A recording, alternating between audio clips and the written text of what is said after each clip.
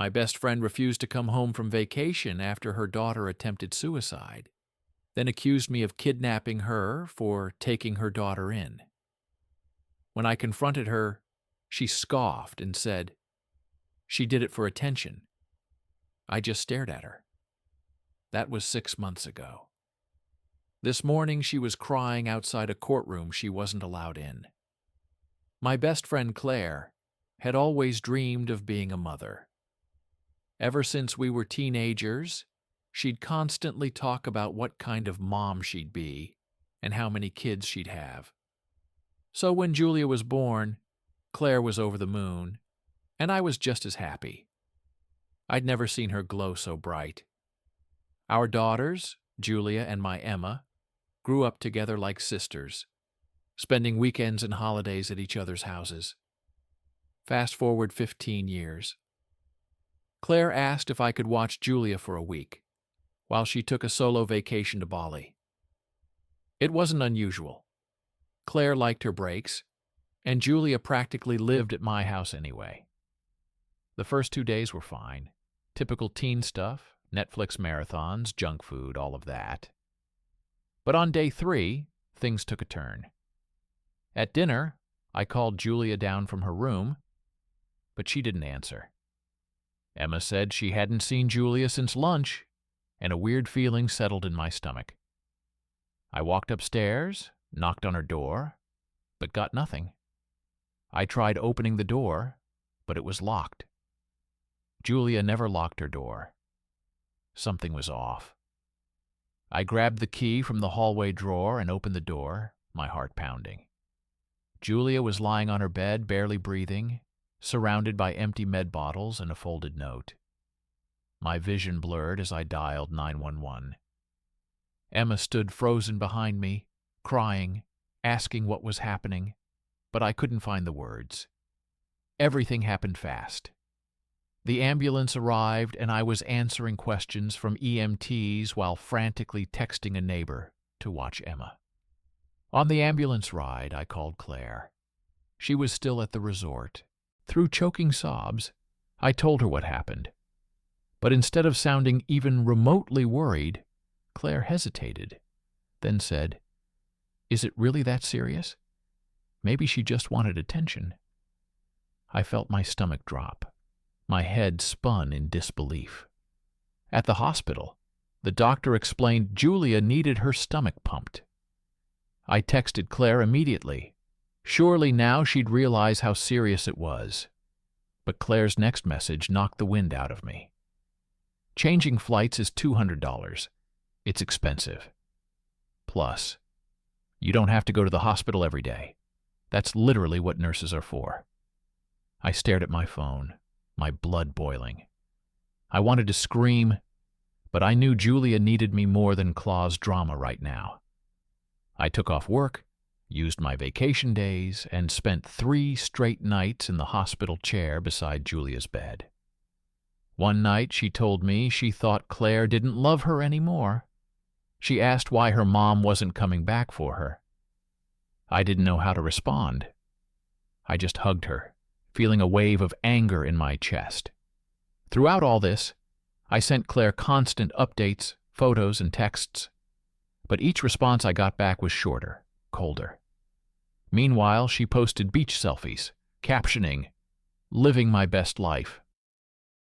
It hit me then that the Claire I knew, the devoted mom she always claimed to be, had completely vanished. When Julia was discharged, I prepared a safe, comforting room for her at my place. I tried countless times to talk to Claire about the situation, but she brushed it off every time. Claire finally showed up at my house a full day after landing, deeply tanned and relaxed. She gave Julia an awkward half-hug, then immediately asked about the luggage she'd left before vacation. As I explained Julia's recovery plan, Claire's eyes darkened, her jaw tightening with every word. Suddenly, Claire snapped. She stood up, accusing me of parenting her child behind her back. Her voice got louder, and she started shouting about me overstepping boundaries and blowing things out of proportion. It was probably just for attention, she spat. That's when I heard a choked sob from the hallway. Julia stood frozen, tears streaming down her cheeks. Claire barely glanced at her daughter. My heart pounded. "Are you kidding me?" I shouted. I yelled at Claire that she chose the beach over her dying daughter, but Claire just scoffed, rolling her eyes. "Teens are dramatic. You should have known better." That was it. I snapped and unloaded everything. I told her she was selfish, that she'd consistently put herself first, that Julia's life was apparently only worth $200 to her. Claire's voice lowered, venomous and cold. "You don't understand what it's like needing a break from your kids." At that exact moment, something between us shattered completely. I saw who Claire really was, and I knew instantly our friendship was beyond repair. Claire grabbed Julia's bag and demanded she leave, but Julia locked herself in my bathroom, sobbing uncontrollably, refusing to go. And that's when Claire lost it. She began yelling, accusing me of kidnapping her daughter. And before I knew it, her phone was out and she was calling the police. "Go ahead," I said. "Call them. Let's see what they think about a mother who wouldn't interrupt her vacation when her daughter attempted suicide." That only made Claire angrier. She stormed out and came back 20 minutes later with 2 police officers. She was actually claiming I was kidnapping her daughter. The officers looked uncomfortable when they realized the situation. I showed them Julia's discharge papers and tried to explain about the suicide attempt. Claire interrupted constantly, spinning some tale about me being obsessed with her daughter and trying to replace her as Julia's mother. "Ma'am, where is the minor now?" one officer asked. "She locked herself in the bathroom because she's afraid to go with her mother," I explained. The female officer asked if she could try talking to Julia. She knocked gently on the bathroom door. "Julia, I'm Officer Martinez. Can we talk for a minute?" After some coaxing, Julia unlocked the door. She looked terrible, red-faced and trembling. The moment she emerged, Claire started in on her. "Julia, stop this ridiculous behavior right now. You're causing a scene for no reason." The officers exchanged glances. The female officer suggested they talk to Julia privately. Claire objected, but the male officer firmly told her they needed to hear from Julia directly. While they were talking, Claire paced the hallway, loudly, complaining about me poisoning her daughter against her. Emma, who'd been sitting quietly in the waiting area, started recording Claire on her phone without anyone noticing. After about 15 minutes, the officers returned with Julia. Officer Martinez said, "This seems beyond our jurisdiction. This is a family matter that needs professional intervention." She made a call, and a CPS worker named Ms. Thompson arrived about an hour later. Ms. Thompson interviewed Julia privately, while Claire continued her tirade about me in the hallway. When Miss Thompson finished talking with Julia, she suggested that Julia stay somewhere she felt safe for 72 hours, while proper evaluations could be conducted. Claire looked like she might explode, but apparently realized making another scene in front of CPS wouldn't help her case. Fine, 72 hours. But I want to get some of her things from the guest room.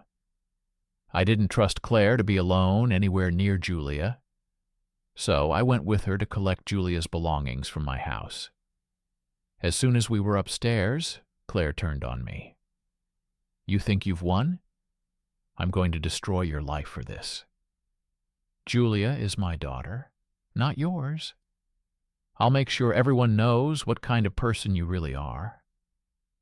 What Claire didn't know was that Emma had followed us upstairs and was recording from the hallway. On the recording, you can clearly hear Claire say, "I don't even want to deal with a moody teenager. Do you think I enjoy this?" When Claire left, she slammed every door she could find and peeled out of our driveway fast enough to leave tire marks. Her parting words were that she'd be back with real authorities who would take her side. I called my sister immediately. She's a family attorney and I needed advice ASAP. She told me to document everything, every text, every interaction, every witness, start a journal, save screenshots, record dates and times of everything. That night, my phone blew up with messages from mutual friends. Claire had started posting on social media that I was mentally unstable and had kidnapped her daughter. Some friends were asking what was going on. Some were already taking Claire's side, and others were sending supportive messages. I couldn't believe how quickly everything had fallen apart. Just a week ago, Claire and I were planning our annual summer beach trip together. Now she was publicly accusing me of kidnapping, and I was hiding her daughter from her. The next morning, I took Julia to her scheduled therapy appointment. I was waiting in the reception area when Claire barged in, demanding to participate in the session. I'm her mother. I have every right to be there. The therapist, Dr. Chen, came out to the waiting room when she heard the commotion. She calmly asked to speak with Claire privately before making any decisions. Claire went with her, leaving me and Julia in the waiting room. "Are you okay?" I asked Julia. She looked down at her hands. "There's something I haven't told anyone," she whispered. "The reason I did what I did. I found messages on Mom's phone. She was texting her friend Leah about how much she resents being a mother, how she wishes she could just leave and never come back. My heart broke for her. Julia, I'm so sorry.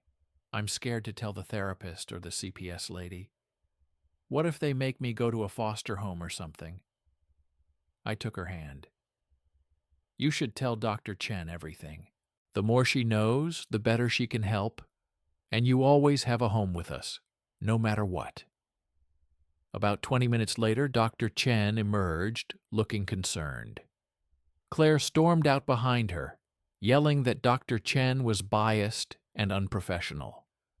She didn't even look at Julia as she left. Dr. Chen asked to speak with both Julia and me.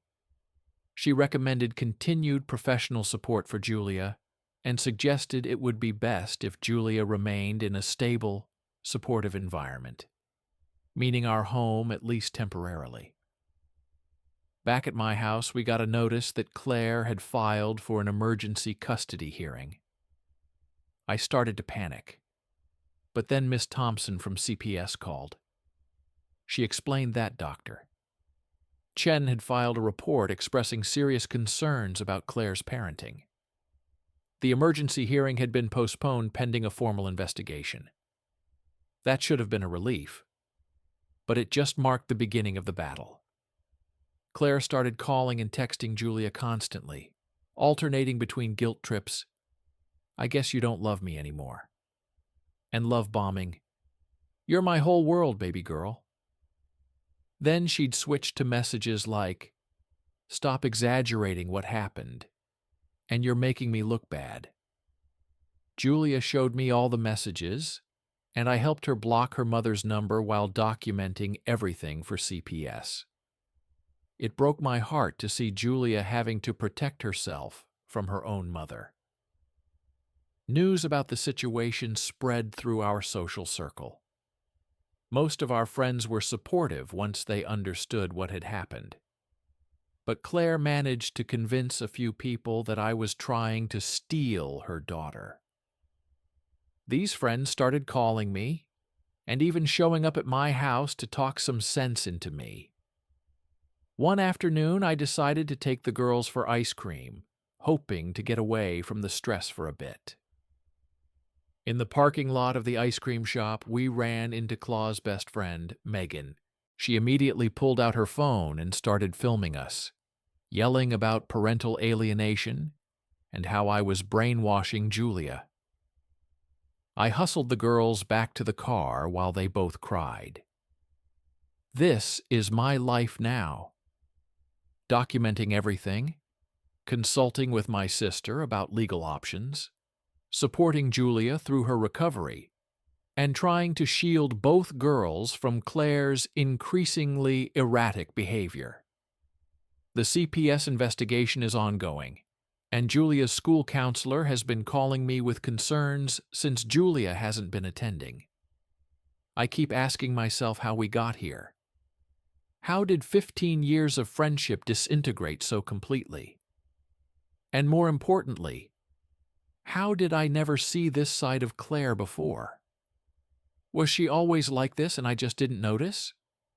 Or did something change? Whatever the case, I'm committed to being there for Julia for as long as she needs me. She deserves to feel safe and loved. And if Claire can't provide that, then I will. But I'm scared about what Claire might do next. She's already proven she'll go to extreme lengths, even calling the police with false accusations. What happens when the 72-hour period is up? What happens if the courts send Julia back to her? I'm trying to take it one day at a time, but the stress is overwhelming. Emma is worried about her friend. My husband is supportive, but concerned about the legal implications, and I'm just trying to keep everything from falling apart completely. The CPS 72-hour cool-down period was almost up, and I was a nervous wreck about what would happen next. Julia hadn't slept through a single night without nightmares since her hospital stay. I'd hear her crying at 2 a.m., and find her sitting in the hallway between our bedroom and Emma's room, not wanting to wake anyone, but too scared to be alone. My husband Rob was amazing through all this, making Julia's favorite pancakes in the mornings and helping both girls with homework to keep some sense of normalcy. The night before the 72 hours were up, Julia had the worst panic attack I'd ever seen. She couldn't breathe.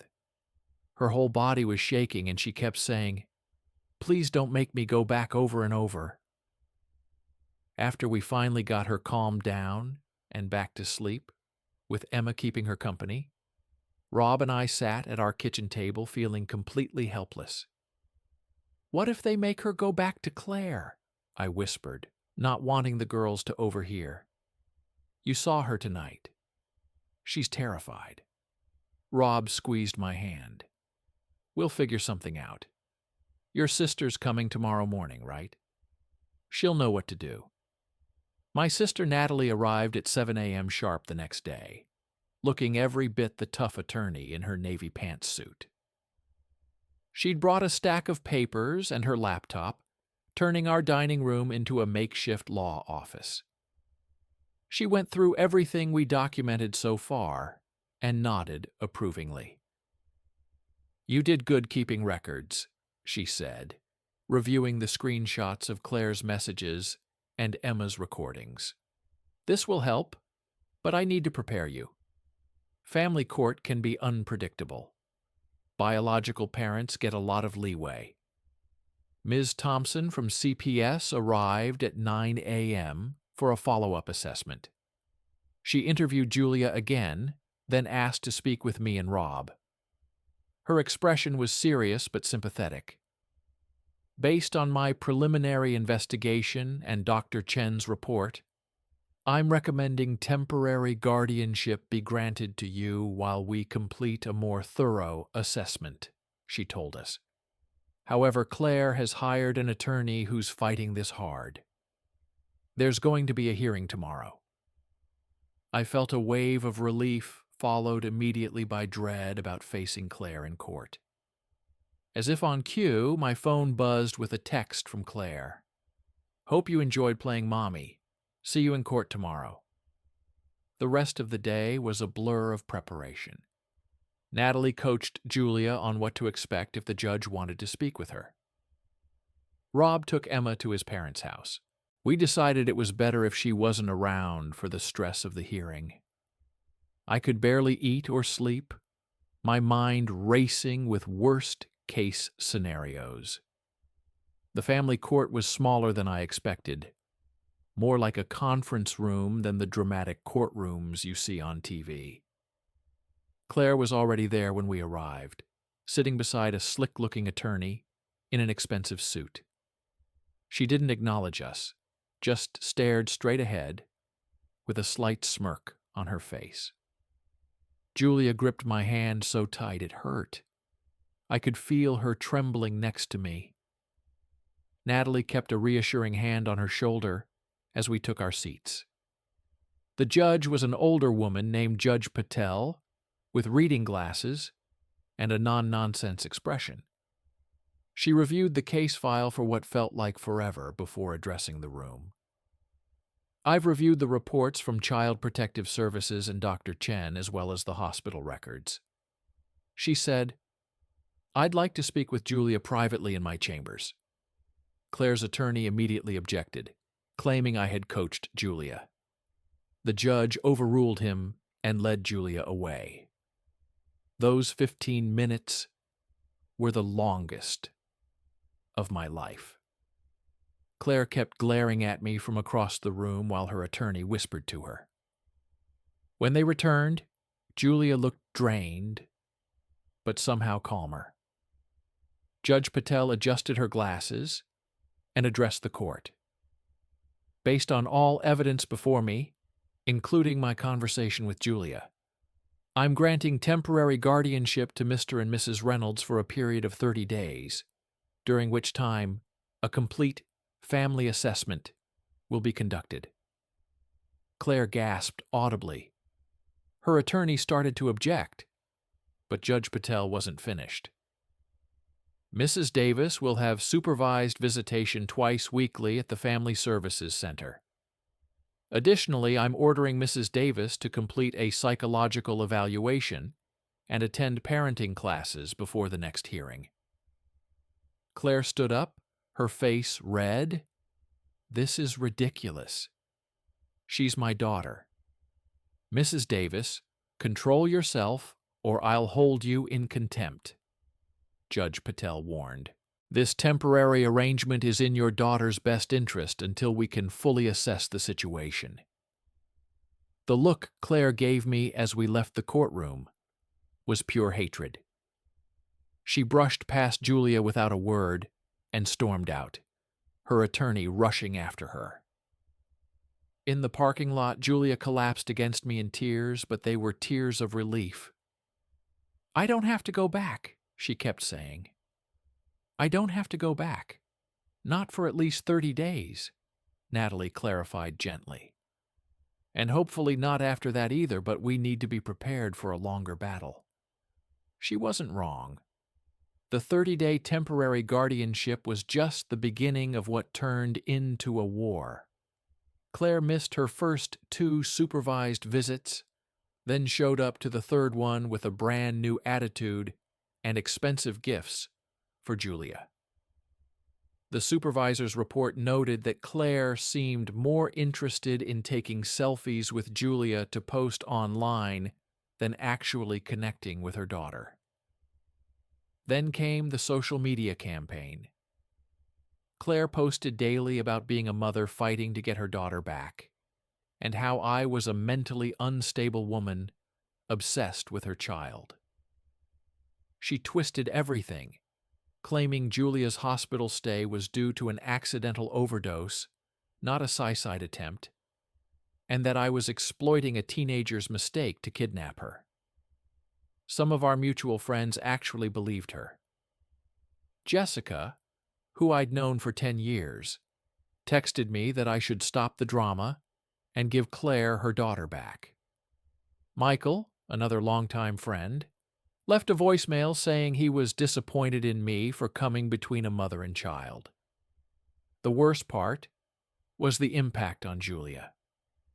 She'd start to make progress in therapy, then see one of her mom's posts, or hear about Claire's latest lies, and she'd spiral again. One night, she showed me a group chat where her former friends from Claire's neighborhood were calling her a liar and attention seeker. She was devastated. "Why doesn't she just let me go?" Julia sobbed. "If she doesn't even want me, why is she fighting so hard?" I didn't have a good answer. All I could do was hold her and promise we wouldn't give up. Emma was struggling too. She'd lost friends whose parents sided with Claire, and she was dealing with nasty comments at school. But she stayed fiercely loyal to Julia, even getting suspended for a day after confronting a kid who was spreading rumors about Julia's fake suicide attempt. 3 weeks into the temporary guardianship, Claire escalated things again. She showed up at Julia's therapy appointment, creating such a scene that security had to escort her out. That same day, someone keyed my car in the office parking lot with the word thief scratched into the driver's door. I couldn't prove it was Claire, but the timing wasn't exactly subtle. Rob was getting worried about security. He installed cameras around our house and changed the locks after Julia mentioned that Claire had a spare key from when she would house sit for us years ago. It felt paranoid, but necessary. The 30-day review hearing approached quickly. Ms. Thompson had completed her assessment and recommended extending my guardianship for at least 6 months. Dr. Chen provided a strong report about Julia's progress in therapy and the damage that would be done by forcing her to return to Claire's custody. We felt cautiously optimistic. Then, 2 days before the hearing, we were blindsided. Claire's attorney filed an emergency motion claiming Julia's father, Mark, wanted custody. This made no sense. Claire had always told us Mark abandoned them when Julia was a baby and wanted nothing to do with his daughter. Julia had never even met him. Natalie was furious. "This is a delay tactic," she explained. "They know they're losing, so they're throwing in a complication to buy time." The judge postponed the hearing by 2 weeks to investigate the father's claim. I was beside myself with frustration. But Natalie saw an opportunity. "If Mark really is in the picture, maybe we should talk to him," she suggested. "Claire's painted him as the villain for 15 years. But what if that's not the full story?" Julia was hesitant, but curious about the father she'd never known. With her permission, Natalie hired a private investigator who tracked down Mark Hansen in a town about 3 hours away. He was remarried with 2 young kids and worked as an architect. Nothing about him matched Claw's description of a deadbeat who abandoned his family. I was nervous about contacting him. What if he was terrible or wanted nothing to do with Julia?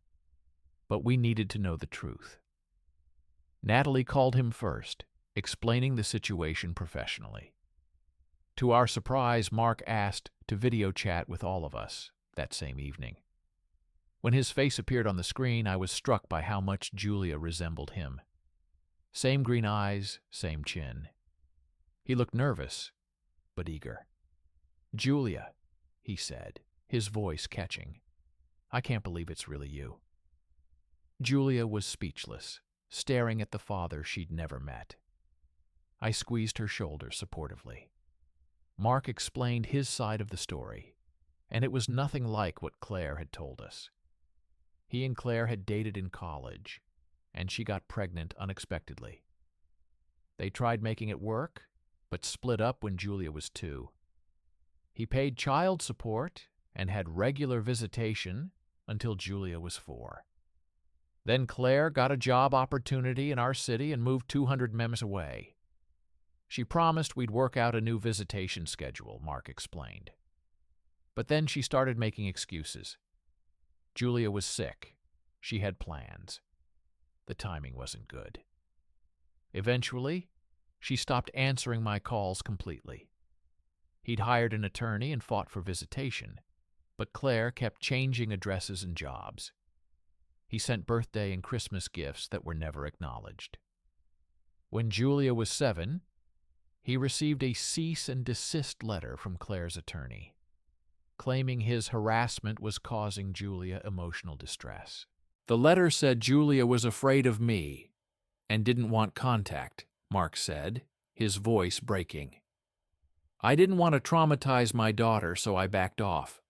I kept paying child support through the state system, but Claire made it clear I wasn't welcome in Julia's life. He showed us a box of returned letters and cards he'd sent over the years. He'd kept track of Julia through distant mutual friends and social media, always hoping she might reach out when she was older. Julia was crying quietly beside me. She told me you left because you didn't want a kid, she said. She said, you never paid child support or sent birthday cards. Mark shook his head sadly. I never stopped trying, Julia. I never stopped loving you. It was a lot for Julia to process. After the call, she shut herself in her room for hours. When she finally came out, her eyes were puffy from crying, but she seemed stronger somehow. I want to meet him, she said decisively. In person, Mark drove down that weekend. The meeting was awkward at first. How could it not be? But watching them together, seeing the same mannerisms, the same way they both talked with their hands when excited, was remarkable. Mark brought photo albums of Julia's early years and his side of the family she'd never known about. Julia discovered she had 2 half-siblings, a stepmother named Karen, who was a high school art teacher, and grandparents who'd been keeping gifts for her birthday every year, hoping to give them to her someday. While they were getting to know each other, I stepped outside to give them privacy and found a notification on my phone. Claire had posted a photo of herself looking sad next to a picture of Julia as a toddler, with the caption, "Missing my baby girl who was manipulated into thinking I'm a bad mother. Now her father who abandoned us is pretending to care after 15 years of absence. Money changes people." I wanted to throw my phone across the yard. The audacity of her lies was unbelievable. But then Rob showed me something else. Claire's story was starting to unravel publicly. Former classmates of Claire and Mark were commenting on her post with their memories of what actually happened. Mark's sister had posted counter-evidence showing the child's support payments and returned gifts. Claire's carefully constructed narrative was falling apart.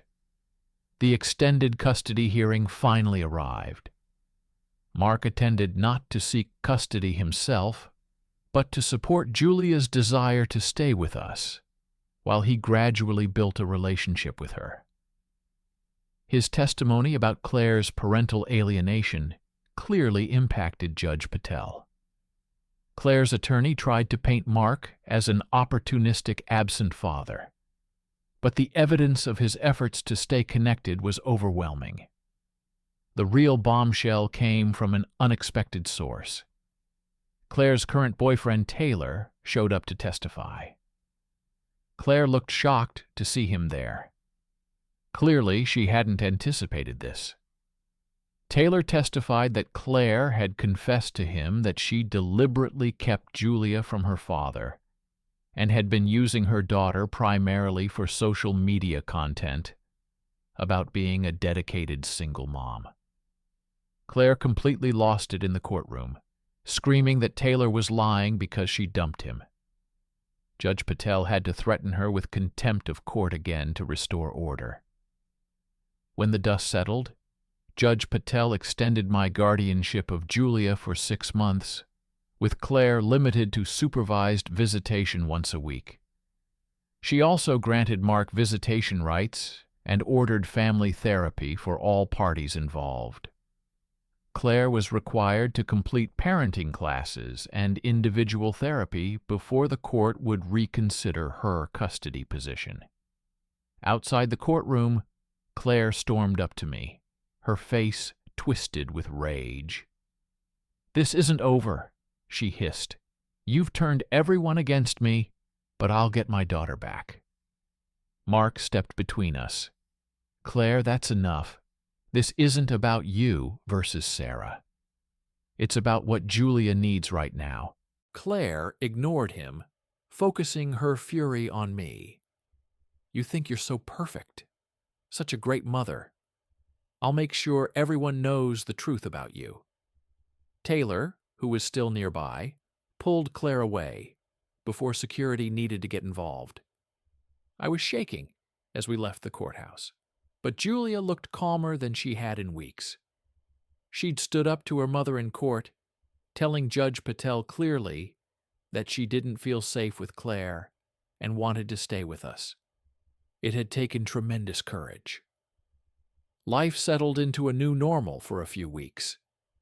Julia continued therapy twice weekly. She started visiting Mark and his family on occasional weekends, building a relationship gradually. She even returned to school part-time with a modified schedule and support from the school counselor. Claire, meanwhile, attended exactly one parenting class before dropping out. She skipped her first 2 supervised visits with Julia, then showed up to the third one smelling of alcohol, causing the supervisor to end the visit early. She continued her social media campaign, but was getting less and less sympathy as more people learned the truth. I thought things were finally calming down until I got a call from the school one afternoon. Julia had received dozens of text messages from unknown numbers calling her horrible names and telling her to just finish the job right this time. Someone had distributed her phone number and encouraged this targeted harassment. The school counselor had found her having a panic attack in the bathroom. I rushed to pick her up, and we went straight to the police station to report the cyberbullying. The officer was sympathetic, but not optimistic about tracing anonymous texts. He took screenshots of everything and filed a report suggesting we change Julia's phone number immediately. That night, while Julia was finally sleeping with the help of anxiety medication Dr. Chen had prescribed, I sat in the kitchen with Rob, trying to figure out our next steps. That's when Emma showed me something disturbing she'd found online. A fake profile of Julia had been created, supposedly confessing that she'd made up the suicide attempt for attention and saying horrible things about herself. "Mom, I think Aunt Claire made this," Emma said quietly. She'd started calling Claire Aunt Claire instead of just Claire only recently, as if trying to create distance from someone she'd once loved. Look at these phrases: seeking attention and causing drama for no reason. That's exactly how she talks. She was right. It was Claire's language, Claire's accusations, just put into Julia's mouth.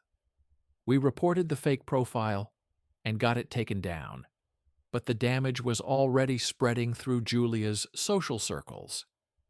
The next day, Julia didn't want to get out of bed.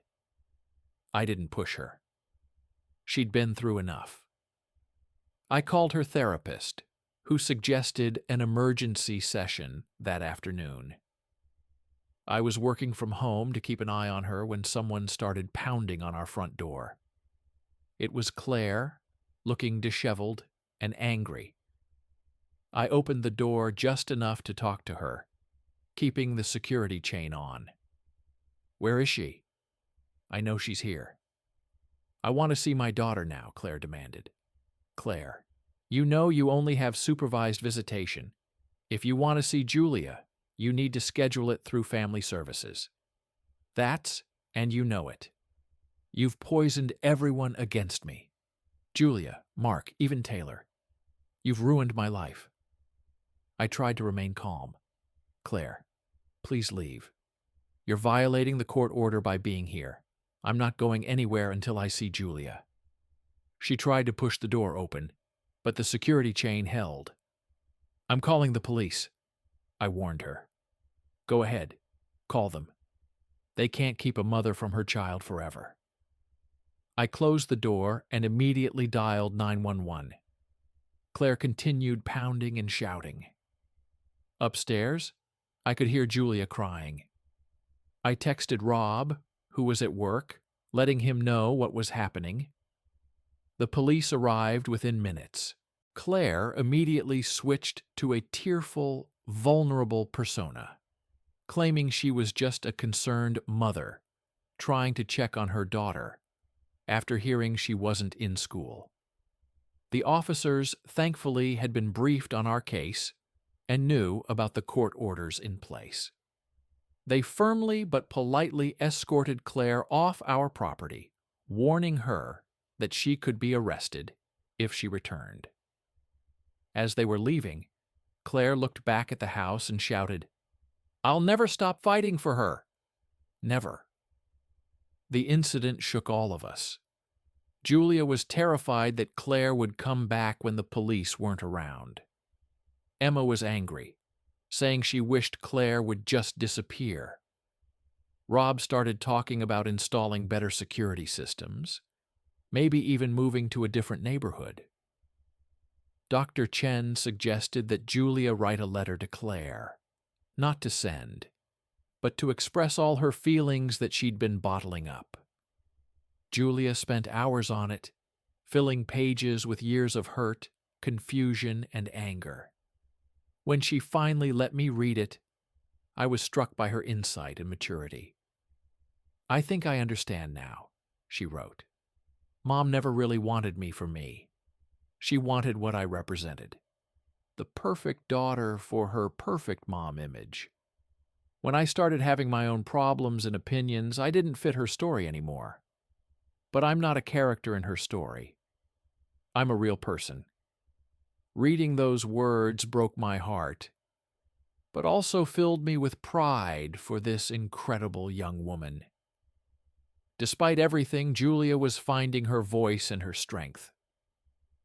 A week later, we got news that would change everything again. The police had traced the anonymous harassing text to a burner phone purchased at a convenience store near Claire's apartment. The store had security footage of Claire buying the phone. Additionally, Taylor had provided the police with messages where Claire discussed her plans to make Julia regret choosing Sarah over me and teach her a lesson about loyalty. Claire was arrested for cyberbullying, harassment, and violating the restraining order. She was released on bail the next day, but the damage to her case was irreparable. Her lawyer withdrew, and the court suspended even her supervised visitation pending criminal proceedings. The news spread quickly through our community.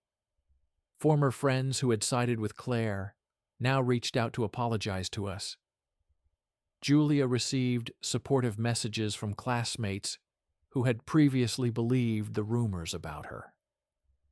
The tide had turned completely. Mark invited Julia to spend a weekend with his family, a big step that she was finally ready for. Watching her pack her overnight bag with excited nervousness reminded me that despite all the trauma, she was still just a teenager with normal teenage emotions. I felt a pang of sadness, wondering if this was the beginning of her moving on from us. But I quickly pushed that thought aside. This was what healing looked like. The weekend with Mark went surprisingly well. Julia came home with stories about her half-siblings, aged 7 and 9, who apparently thought their big sister was the coolest person ever. She'd helped her stepmother, Karen, with an art project, and discovered they shared a love of photography. Mark had taken her hiking to his favorite spot overlooking the valley, something they discovered they both enjoyed. "It's weird," Julia told me as I helped her unpack. "Being there feels both totally new and somehow familiar at the same time. Like, Mark has some of the same habits I do. We both organize our books by color instead of author, and we both hate the crusts on sandwiches. Biology is pretty amazing that way," I said, folding her sweater. "How do you feel about everything?" Julia sat on her bed, thoughtful. "I'm still processing it all. I keep thinking about all the years I believed Mom's lies about him. All the birthdays and holidays we could have shared. It makes me angry, but also sad. Like, what kind of mother keeps a kid from their dad who actually wants to be involved?" I didn't have a good answer. Claw's behavior defied logical explanation. The next morning, I was making breakfast when Julia came downstairs looking troubled. She handed me her phone, showing me a text from an unknown number. "Hope you enjoyed playing Happy Family with Mark. Don't forget who your real parent is. This isn't over." My stomach dropped. "When did you get this?" "Late last night." "I didn't want to worry you then." I immediately called Natalie, who advised us to report it to the police as another violation of the restraining order. The officer who took our report seemed frustrated that Claire was continuing to harass Julia despite her pending charges. "We'll add this to her case file," he promised. "In the meantime, I'd suggest Julia gets a new phone number again." 2 days later, we received notice that Claire had checked herself into a mental health facility, claiming emotional distress. Her criminal hearing was postponed, and her attorney, she'd hired a new one, filed a motion claiming she needed treatment, not punishment. I had mixed feelings about this development. Part of me wanted Claire to get the help she obviously needed. Another part suspected this was just another manipulation tactic to gain sympathy from the court. Either way, it gave us a temporary reprieve from her harassment. Julia used this calmer period to focus on school and building relationships with both her dad and her friends. Some days were better than others. She still had nightmares and anxiety attacks, but they were becoming less frequent. Dr. Chen noted significant progress in their sessions. Claire remained in the mental health facility for 3 weeks. Upon her release, she was diagnosed with narcissistic personality disorder and prescribed medication and therapy. Her criminal case resulted in a plea deal, probation, and mandatory mental health treatment, plus an extended restraining order preventing her from contacting Julia in any way for 1 year. The custody situation became more complicated. With Mark now actively involved, he petitioned for shared custody with us. Claire's attorney fought to maintain her parental rights despite her restricted access. Judge Patel ordered a comprehensive family evaluation to determine the best permanent arrangement for Julia. Through all this legal maneuvering, Julia remained with us, gradually spending more time with Mark and his family. Claire complied with her treatment plan superficially, but continued posting passive-aggressive content on social media about parental alienation and the system failing mothers. Julia's 16th birthday approached, her first without Claire, but with her newly discovered father and extended family. She wanted a small celebration, still wary of large gatherings after the cyberbullying incident. We planned a dinner with just our immediate family, Mark's family, and 2 of Julia's closest friends. The evening before her birthday, we were finishing decorations when the doorbell rang. Rob answered it and returned with a large package labeled for Julia. Happy birthday from Mom. Julia stared at it wearily. I don't want to open it. You don't have to, I assured her. But what if it's something weird or scary? Shouldn't we know? She had a point. Rob carefully opened the package while Julia, Emma, and I watched from a distance. Inside was a photo album and a letter. Rob checked that there was nothing harmful before handing it to Julia. The album contained baby photos of Julia that we'd never seen. Her first steps, early birthdays, holidays.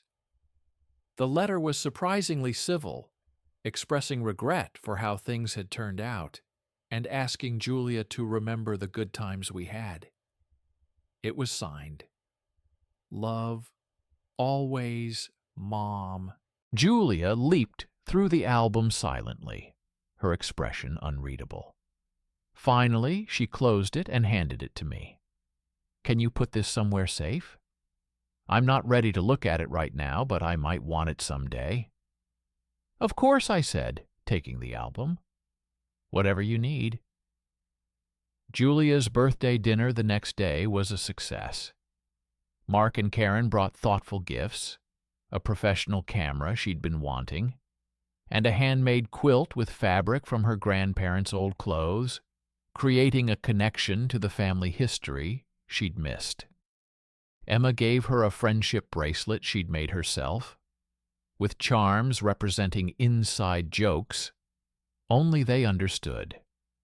Rob and I gave her a letter officially inviting her to live with us for as long as she wanted, along with a key to our house on a special keychain. It wasn't the most exciting gift, but the symbolism meant everything to Julia. She hugged us both for a long time, whispering, "Thank you," over and over. As the custody evaluation continued, we settled into a routine. Julia split weekends between our home and Mark's, with special occasions shared between both families. Claire remained on the periphery, completing her court-ordered treatments and occasionally sending appropriate cards or messages through her attorney. 6 months after Julia's suicide attempt, the final custody hearing was scheduled. The evaluator recommended a unique arrangement. Primary physical custody would remain with us since Julia was settled in our home and doing well with regular visitation with Mark and his family. Claire would be allowed monthly supervised visits once she completed her treatment program with the possibility of expanded access after a year of demonstrated stability. In the courtroom, we braced for Claire's objections, but she surprised everyone by accepting the arrangement without argument. She looked different, calmer, less polished, more authentic somehow. When given the chance to address the court, she actually apologized. I recognize that my behavior has hurt my daughter, she said, her voice steady. I've been focusing on what I wanted, rather than what Julia needed. I'm committed to getting better, so I can be the mother she deserves, even if that looks different than I imagined. Judge Patel seemed impressed by Claire's statement and approved the custody arrangement with periodic court reviews to ensure everyone was adhering to the terms. Outside the courtroom, Claire approached us cautiously. Julia tensed beside me, and I put a protective arm around her shoulders. Julia, I know you don't believe me right now, and I don't blame you. Claire said, but I'm trying to change. Really trying. I hope someday you'll give me another chance to be in your life. Julia nodded stiffly, but didn't speak. Claire seemed to accept this, turning to leave without pushing for more.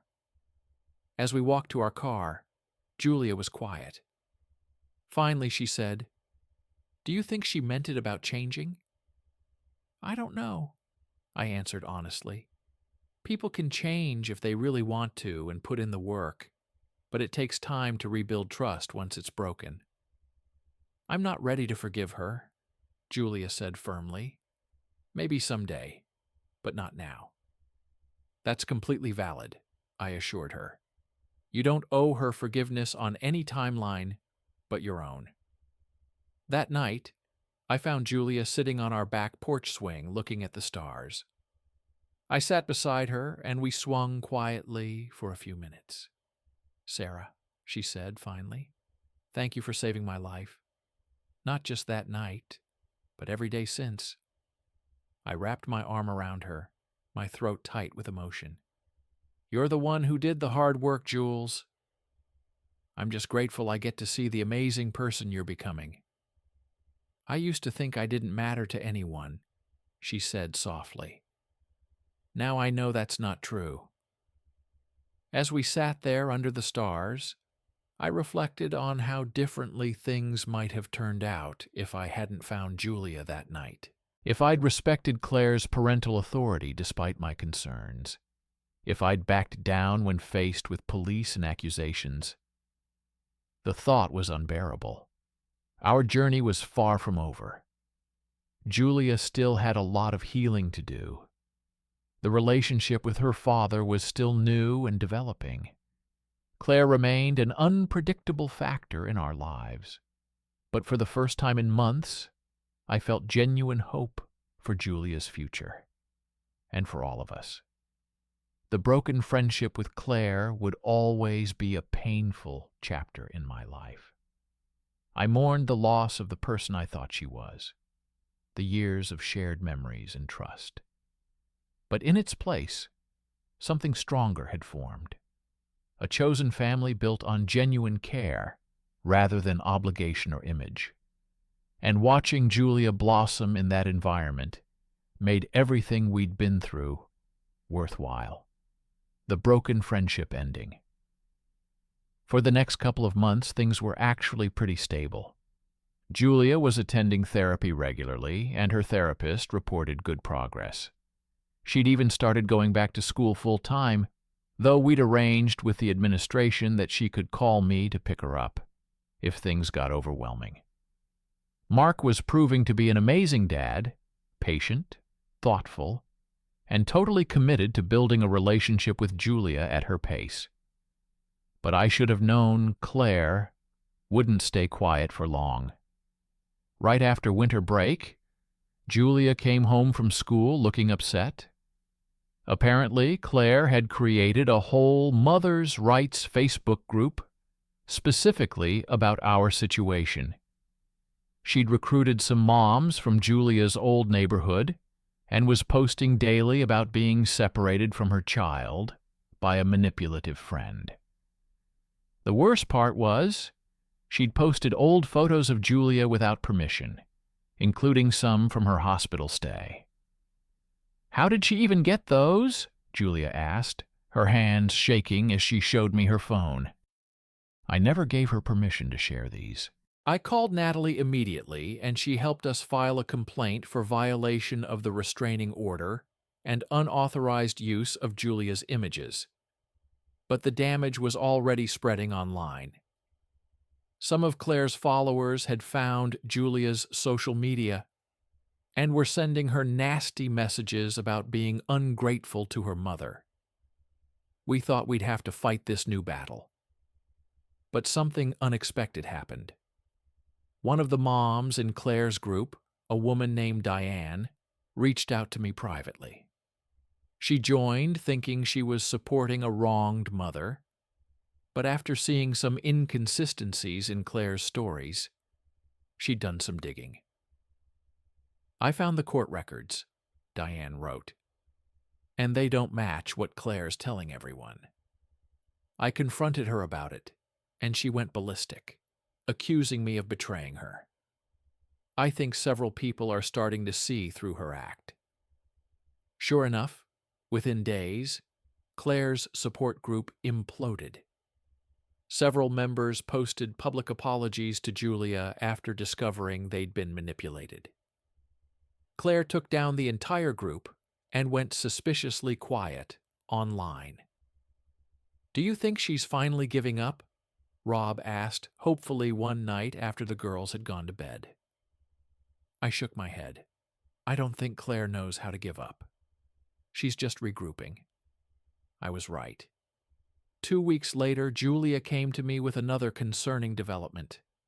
Mom, I mean Sarah, she corrected herself, though secretly my heart swelled a little whenever she accidentally called me Mom. Claire's been emailing my teachers. She showed me her school email, which included a forwarded message from her English teacher. Claire had contacted every one of Julia's teachers, claiming she was concerned about her daughter's academic performance and requesting regular updates on assignments and grades, despite the court order specifying all educational information should go through me or Mark. The school administration was amazing once I explained the situation. They sent out a staff-wide alert about Claire and reinforced their security protocols to prevent her from accessing Julia's records or the building itself. Claire's next move came during Julia's therapy session. Dr. Chen called me immediately afterward, sounding troubled. I wanted to let you know that Claire somehow obtained my professional email address and sent me a lengthy message containing what she claims is Julia's history of manipulation and attention-seeking behavior. It's highly inappropriate, and I reported it to the court. Julia was devastated when she found out. She's trying to turn everyone against me, she whispered, hugging her knees to her chest, even my therapist. But it's not working, I pointed out gently. Dr. Chen saw right through it. Everyone who matters knows the truth about you, Julia. That seemed to help, but I could see the toll this constant battle was taking on her and on Emma, too. My daughter had been Julia's rock through everything.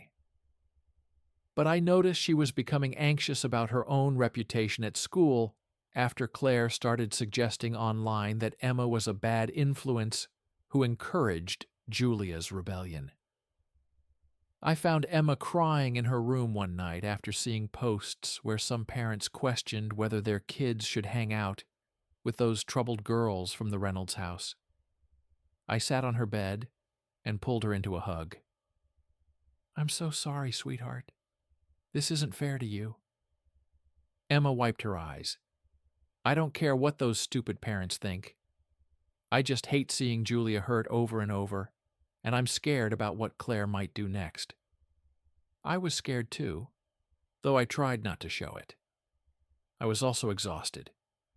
Between work, legal issues, supporting both girls, and trying to maintain some semblance of a normal household, I was running on fumes. Rob was picking up tons of slack, but he was tired too. That's when Mark stepped up in a way I hadn't expected. He adjusted his work schedule to take Fridays off so he could help with school pickup and appointments. He started having Julia and Emma over on those afternoons, giving Rob and me a few hours to catch our breath each week. His wife, Karen, even dropped off homemade meals a couple times, saying simply, "We're family now. This is what family does." Just as I thought we might be finding a sustainable rhythm, the court scheduled a review of Claire's supervised visitation. There was a possibility they might expand her access if she'd complied with all requirements and shown improvement. 3 days before the review, Julia came to me in tears, showing me her phone. She'd received dozens of texts from unknown numbers with messages like lying inattention and everyone knows you're making this up. Some even contained threats. Maybe you should try killing yourself for real this time. I was horrified and immediately called the police. They took a report and said they'd try to trace the numbers, but admitted these harassment campaigns were often difficult to track. We got Julia a new phone number the same day, but the damage was already done. She had nightmares that night and could barely function the next day. At the visitation review hearing, we presented evidence of the harassment. The phone company had traced the text to a burner phone purchased at a convenience store near Claire's apartment.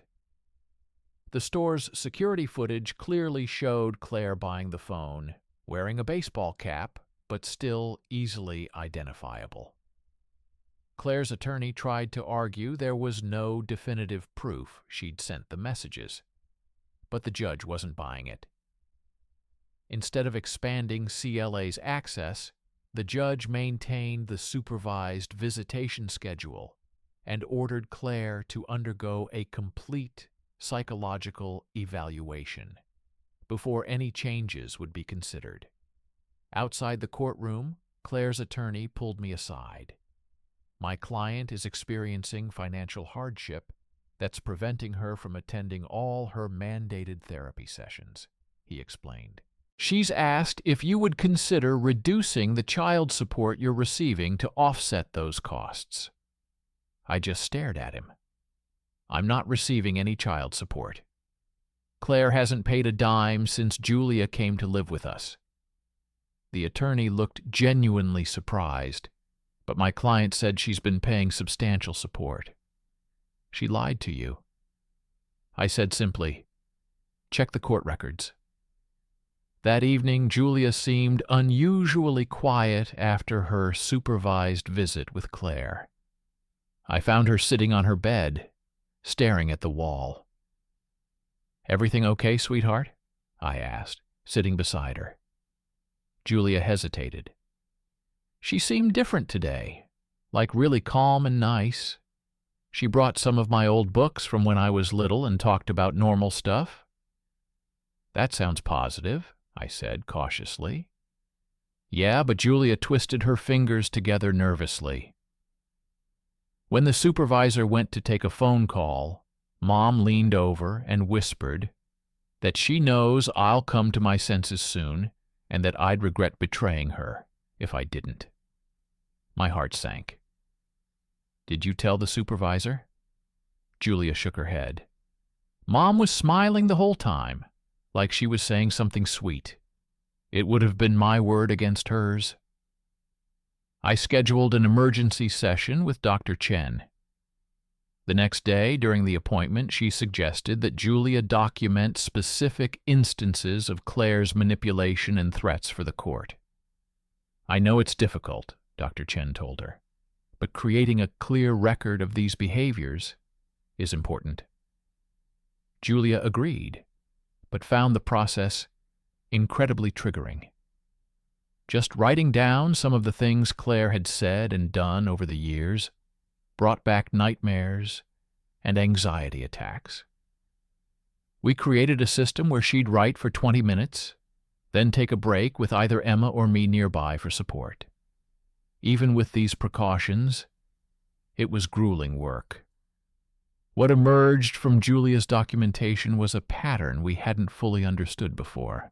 Whenever Julia had shown independence or formed close friendships, Claire had found ways to sabotage them. She'd accidentally schedule family events when Julia had friend gatherings. She'd tell Julia that friends had said negative things about her behind her back. She'd even called the parents of Julia's friends to suggest their children might be negatively influenced by spending time together. Meanwhile, Claire's psychological evaluation was completed and submitted to the court. Her attorney immediately filed a motion to have it sealed, claiming it contained private medical information irrelevant to the case. We waited anxiously for 2 weeks before the judge ruled that portions relevant to parenting capacity would be disclosed. The unsealed sections were disturbing. The psychologist noted concerning narcissistic patterns and specifically recommended against unsupervised parenting time, stating that Claire viewed Julia as an extension of herself rather than a separate individual with legitimate needs and feelings of her own. Claire's response was to fire her attorney and claimed the psychologist was biased against mothers. The court appointed a guardian ad litem, essentially an independent investigator focused solely on Julia's best interests to assess the situation from all angles. Linda, the guardian ad litem, was thorough and fair. She interviewed everyone in both households, spoke with Julia's teachers and therapists, and reviewed all the documentation we'd gathered. During her home visit with Claire, she spent over 2 hours talking with her. Claire was very different with Linda than she is with us, Julia said after her own interview with The Guardian. She was like Supermom of the Year, all concerned and warm and stuff. I tried not to worry that Linda might be fooled by Claire's performance, but it was hard. So much depended on her assessment. Then something unexpected happened. One of Claw's friends, a woman named Patricia, who'd initially been hostile toward me, reached out, asking to meet for coffee. I was suspicious, but agreed to meet in a public place. Patricia fidgeted with her coffee cup for several minutes before finally speaking. Claire asked me to lie to The Guardian. She blurted out. She wanted me to say I'd witnessed all these perfect mother-daughter moments between her and Julia over the years, but I can't do it. Not anymore. She explained that Claire had coached her on exactly what to say, including specific events that Patricia had never actually witnessed. I've been friends with Claire for years, and I always thought you were the bad guy in this story, but now I'm not so sure. Patricia provided a sworn statement about Claire's attempted witness tampering, which we immediately forwarded to Linda in the court. Even more surprising, a few days later, Mark received a call from Taylor, Claire's now ex-boyfriend. He'd ended their relationship after discovering the extent of Claire's manipulation, and wanted to provide information he thought might help protect Julia. I should have spoken up sooner, Taylor told Mark. I saw warning signs but didn't want to believe it. Claire was obsessed with what she called winning against you guys, but she barely mentioned Julia's well-being. It was all about proving she was right.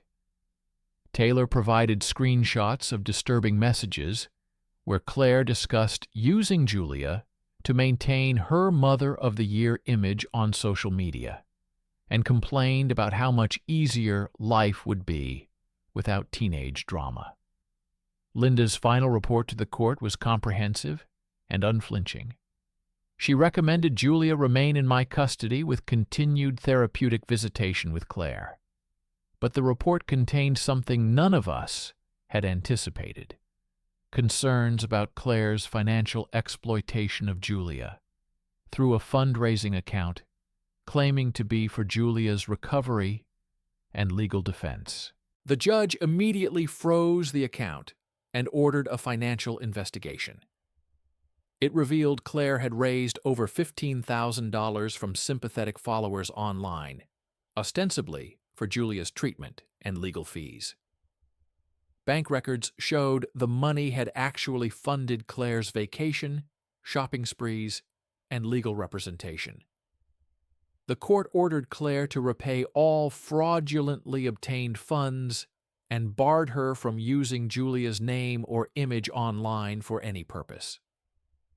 When news of the financial exploitation spread through our community, public opinion finally shifted decisively in our favor. With her reputation crumbling, Claire made a show of recommitting to her court-ordered therapy and parenting classes. Her new therapist reported she was attending sessions, but showed minimal engagement or insight. The court maintained all supervision requirements despite Claw's protests, that she was doing everything asked of her. As Julia's 17th birthday approached, we wanted to make it special. She'd made remarkable progress in therapy and had even joined an art group for teens dealing with trauma. 2 weeks before her birthday, Claire filed an emergency motion demanding to be included in any celebration as her maternal right. The judge not only denied Claire's motion, but reprimanded her attorney for abusing emergency proceedings.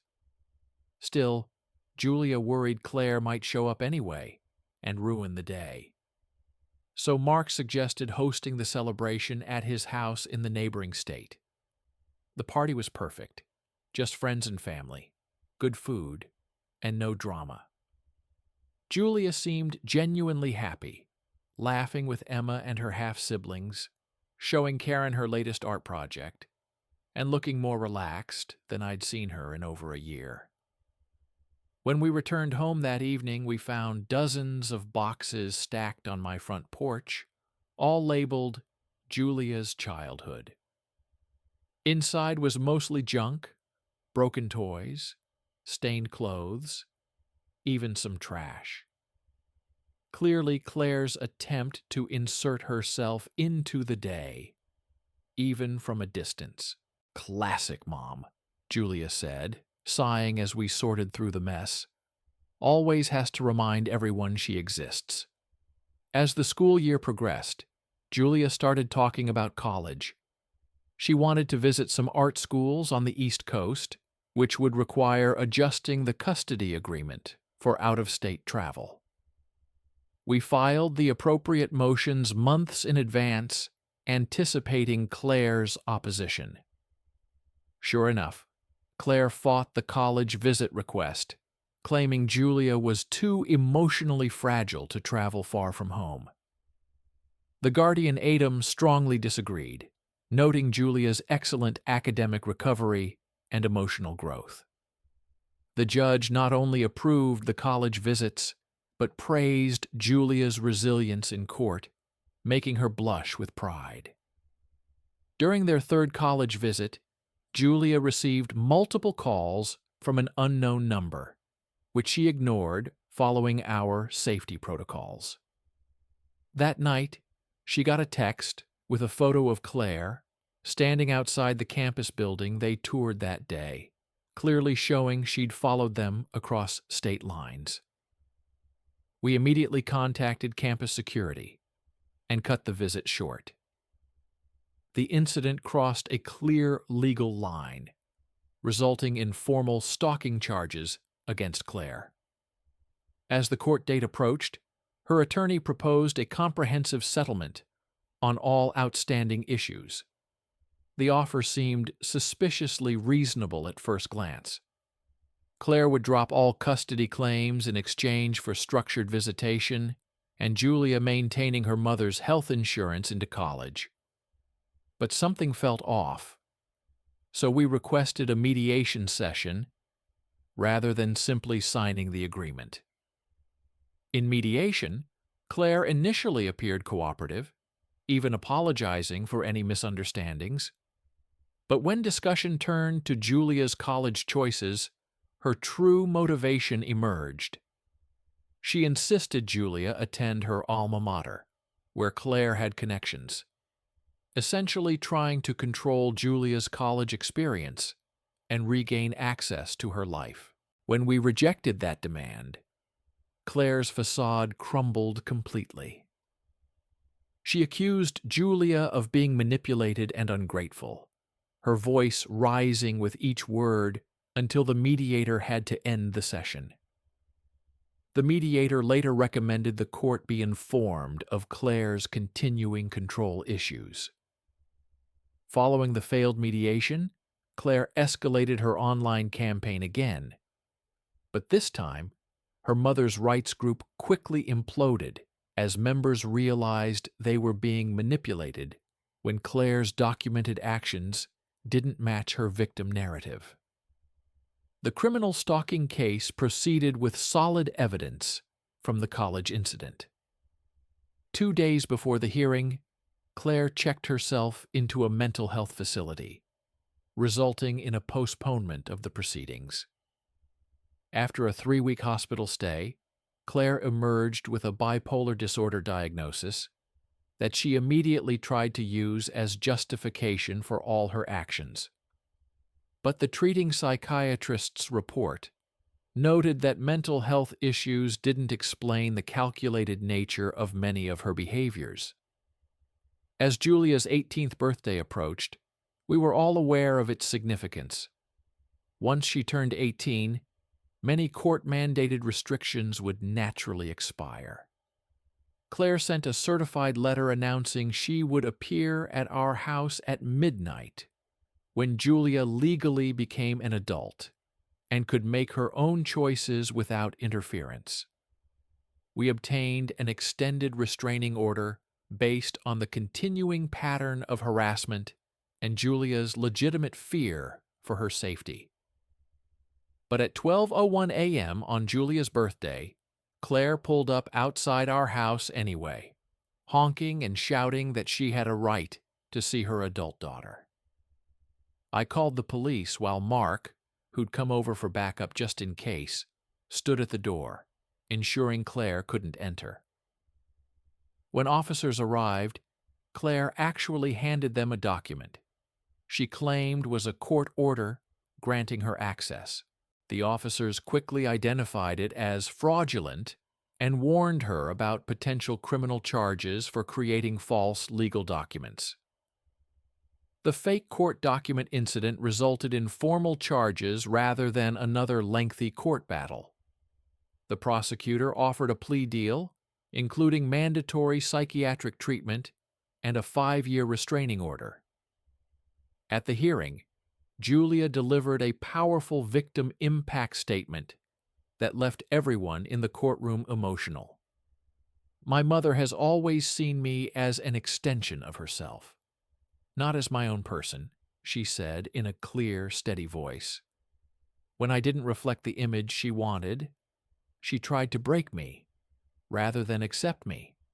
But I hope someday she gets the help she needs, not just for my sake, but for hers. The judge commended Julia's maturity while accepting the plea deal with additional monitoring requirements. With legal matters finally concluded, Julia focused on her future. She applied to several art schools, struggling a bit with essay questions about family and challenges, but ultimately crafting honest responses that showcased her resilience.